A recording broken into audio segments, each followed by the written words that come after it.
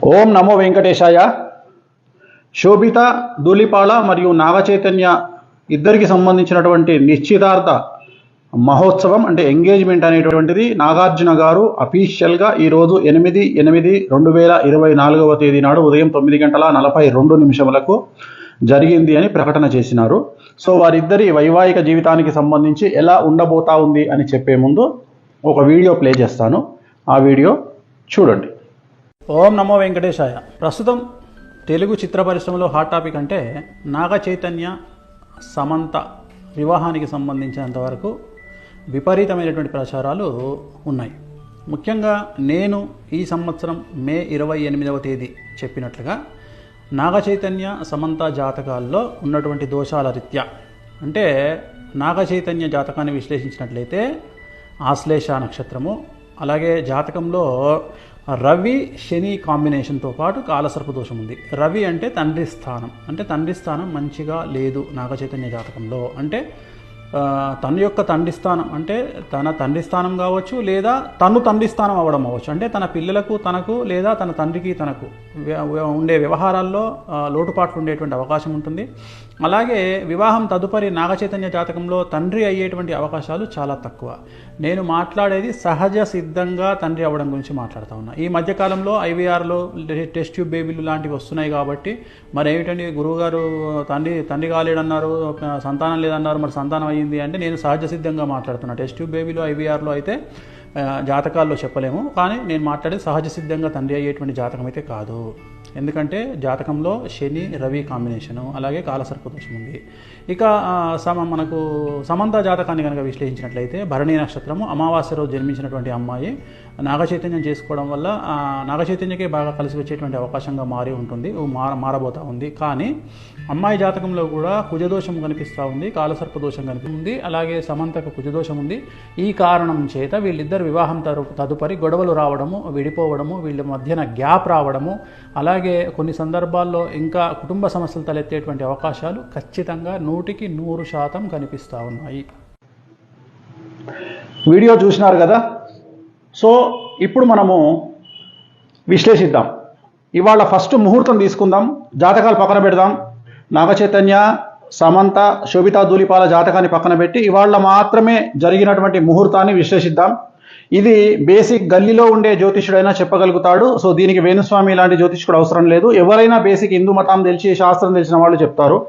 ఈ రోజు జరిగినటువంటి ముహూర్తము ఉత్తరా నక్షత్రంలో జరిగినటువంటి ముహూర్తము. ఈ రోజు ఉత్తరా నక్షత్రం ఉంది, ఇవాళ పొద్దున 9:42. సో ఈ రోజు జరిగినటువంటి ముహూర్తం ఉత్తరా నక్షత్రము, అలాగే లగ్నం వచ్చి ఇవాళ కన్యా లగ్నం అయింది. మన ముహూర్తం కనుక తీసుకున్నట్లయితే ఇది ముహూర్తము. సో ఇది కన్యా లగ్నం అయింది. సో మేషం, వృషభం, మిథునం, కర్కాటకం, సింహం, కన్యా లగ్నం అయింది. జనరల్గా వైవాహిక జీవితానికి సంబంధించి ఎంగేజ్మెంట్ అయినా సరే, వివాహం అయినా సరే 7th హౌస్ కళత్ర స్థానం అనేటువంటిది ఖాళీగా ఉండవలెను. ఇక్కడ ఎవరున్నారండి? రాహు ఉన్నాడు. ఇక్కడ 7వ స్థానంలో రాహు ఉన్నాడు. కళత్ర స్థానము అంటారు దీన్ని. కళత్ర స్థానము అంటే వైవాహిక జీవితంలో భార్యాభర్తలు విడిపోవడము, గొడవలు జరగడము, సంతానం లేకపోవడము, యాక్సిడెంట్ జరగడము, ఇలాంటి అన్నీ కూడా ఈ కళత్ర స్థానం వల్ల ఏర్పడతాయి. మరి లగ్నంలో చంద్రుడు, కేతువు, అలాగే 12వ స్థానంలో ముహూర్తం పెట్టినటువంటి 12వ స్థానంలో శుక్రుడు మరియు బుధుడు. సో ఒక్కసారి ఆలోచన చేయండి. అన్నిటికంటే ముఖ్యం శని దృష్టి 12వ స్థానమైనటువంటి బుధుడు శుక్రుడి మీద ఉంది ఇవాళ పెట్టినటువంటి ముహూర్తము. అలాగే లగ్నంలో చంద్రుడు, కేతువు, అలాగే 7వ స్థానంలో రాహువు, కళత్ర స్థానంలో రాహువు. ఇది చిన్న పిల్లవాడినైనా శాస్త్రం తెలిసిన వాడిని అడిగితే ఈ ముహూర్తము నిషేధము అని చెప్తారు. మరి ఎందుకండి వీళ్ళు చేసుకున్నారు ముహూర్తము అంటే, ఈరోజు నాగార్జున గారు పెట్టినటువంటి ముహూర్తాన్ని బట్టి 888 అనేటువంటి ముహూర్తాన్ని వాళ్ళు నిర్వహించుకోవడం జరిగింది. 888 అంటే వీళ్ళు చేసింది ఏంటంటే ఇవాళ 8వ తారీఖు 8వ నెల 2024 టోటల్ 8 అంటే మొత్తం 8 వచ్చింది. దీన్ని 888 అంటారు. ఇది సంఖ్యాశాస్త్ర పరంగా వాళ్ళు యాక్సెప్ట్ చేసినారు. సో మనం ఏం తప్పు పట్టట్లేదు వాళ్ళని, వాళ్ళ ఇష్టం. ఈ ముహూర్తం అయితే నిషేధము. ఈ ముహూర్తము ఇవాళ నిశ్చితార్థానికి పనికిరానటువంటి ముహూర్తంలో వీళ్ళు చేసుకోవడం జరిగింది. నేను గతంలో మరి నాగచైతన్య సమంత జాతకాన్ని ఎందుకు విశ్లేషించి విడిపోతారని చెప్పినప్పుడు చాలామంది నన్ను బండబూతులు తిట్టినారు, విమర్శించినారు. ఇక మీదట ఈ వీడియో విమర్శించే వాళ్ళు కూడా ఒకసారి నేను పెట్టిన వీడియో చెక్ చేసుకోండి, సమంత నాగచైతన్యది. మరి వాళ్ళిద్దరి కాంబినేషన్, సమంతది మేషరాశి, నాగచైతన్య గారిది కర్కాటక రాశి. సమంత గారు అమావాస్య నాడు పుట్టడం జరిగింది. శోభిత ధూళిపాళది ధనుస్సు రాశి, ఆమె కూడా అమావాస్య నాడు పుట్టడం జరిగింది.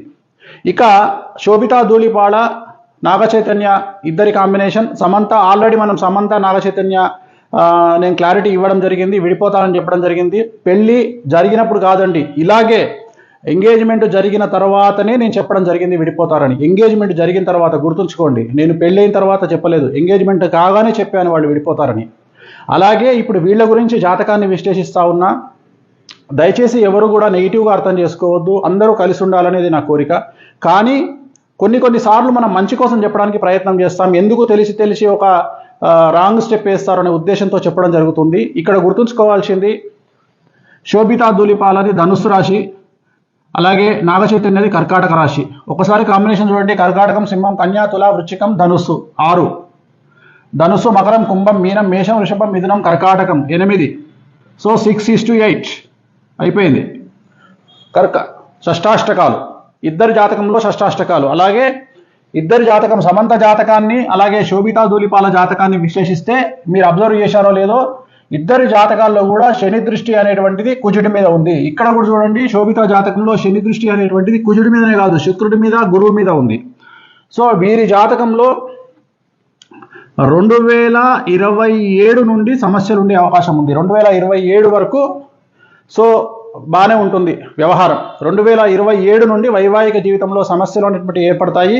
అలాగే వీరి సమస్యలకు ప్రధానమైనటువంటి కారణం ఒక స్త్రీ మూలకంగా ఉంటుంది. ఒక స్త్రీ మూలకంగా వీళ్ళ భార్యాభర్తల మధ్యన గొడవలు వచ్చేటువంటి అవకాశం ఉంది.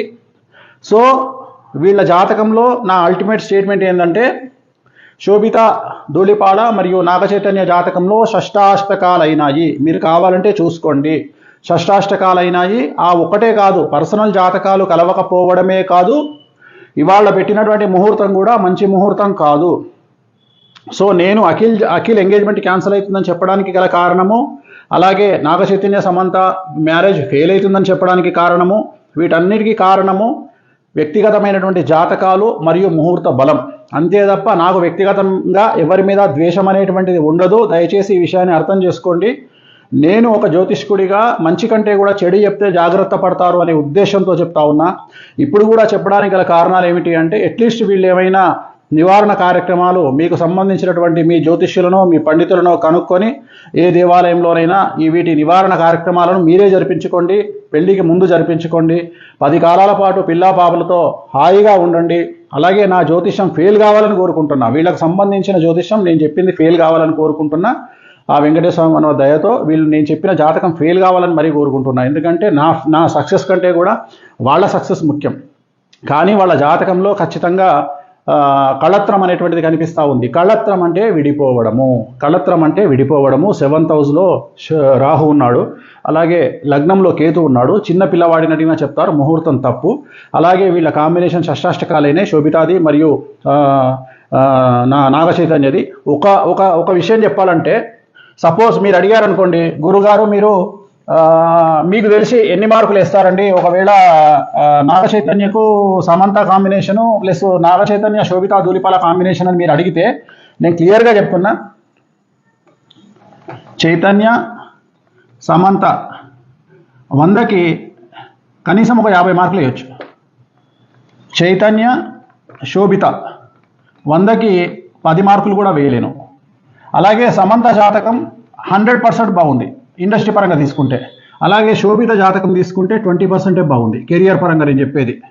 సో ఓవరాల్గా తీసుకుంటే నేను అడిగేది ఏంటంటే, నేను చెప్పదలుచుకున్న పాయింట్ ఏంటంటే, నాగ చైతన్య కాంబినేషన్ ఆఫ్ శోభిత 100కి 10 మార్కులే, అండ్ నాగ చైతన్య సమంత 50 మార్కులు. సో ఇంత 50 మార్కులు వేసినటువంటి వాళ్ళే విడిపోయారంటే, మరి కాంబినేషన్ ఆఫ్ సమంత నాగ చైతన్య శోభిత కాంబినేషన్లో మరి నేను 10 మార్కులు వేస్తున్నా 100కి అంటే ఇంకెంత ప్రభావం ఉందో చూడండి. ఎందుకంటే శోభిత జాతకంలో చాలా ఎక్స్ట్రీమ్ ప్రాబ్లమ్స్ కనిపిస్తూ ఉన్నాయి. సో ఒక స్త్రీ మూలకంగా వీళ్ళ జాతకంలో వీళ్ళు విడబాటుకు గురయ్యే అవకాశం ఉంది. అలా జరగొద్దని కోరుకుంటా ఉన్నా. నేనే ఓడిపోవాలి, నా జాతకమే ఫెయిల్ అవ్వాలని కోరుకుంటా ఉన్నా. అలాగే స్వయం ప్రకటిత యూట్యూబ్ మేధావులు, స్వయం ప్రకటిత యూట్యూబ్ జర్నలిస్టులు గుర్తించాల్సింది ఏంటంటే, ఇదే నాగ చైతన్య సమంత విడిపోతారని నేను ఎంగేజ్మెంట్ అప్పుడు చెప్పాను. ఇప్పుడు కూడా మళ్ళీ వీళ్ళు కూడా విడిపోతారని చెప్తా ఉన్నాను. సో నన్ను విమర్శించే ముందు నేను చెప్పిన వీడియో ఒకసారి చూసి, సమంత గురించి నాగ చైతన్య గురించి చెప్పిన వీడియో చూసి మీ స్వయంక్రియత మీ మేధావితనానికి పనిపెట్టుకోండి. సో వీళ్ళైతే విడిపోవద్దని కోరుకుంటా ఉన్నాను నేను. అండ్ ఇంకా నేను చెప్పాల్సింది చెప్పాను, 100% వీళ్ళకు విడాకులు అనేటువంటివి కనిపిస్తూ ఉన్నాయి. 2027 తర్వాత వివాహం అవుతుందా అవ్వదా ఏమవుతుంది అవన్నీ క్వశ్చన్ మార్కులే. బట్ ఫైనల్గా చెప్పదలుచుకుంది మాత్రం ఖచ్చితంగా ఎడబాటు అనేటువంటి ఉంటుంది ఇద్దరి మధ్యలో, శోభిత అండ్ నాగచైతన్య మధ్యలో.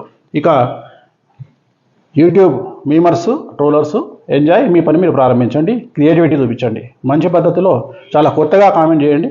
ఓం నమో వెంకటేశాయ.